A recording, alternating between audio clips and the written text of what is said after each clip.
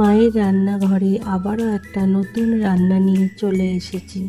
আজকে বানাবো একদম নরম দোকানের মতো সুস্বাদু নারকেলের সন্দেশ।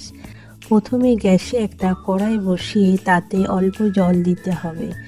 জল একটু গরম হয়ে এলে মিক্সিতে ঘুরিয়ে নেওয়া নারকেল দিয়ে দিতে হবে।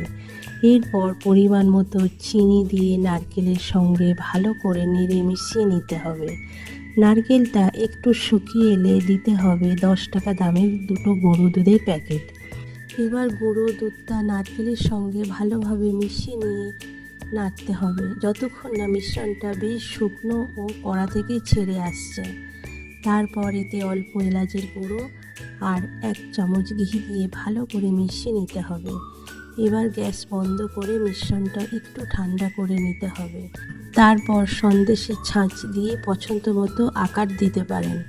ছাঁচ না থাকলে চামচ বা হাতের সাহায্যে সুন্দর আকার করে নিতে পারেন।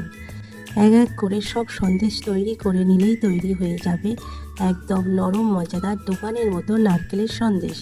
মায়ের রান্নাঘর ফলো করে পাশে থাকবেন। দেখা হচ্ছে খুব তাড়াতাড়ি নতুন একটা ভিডিওতে।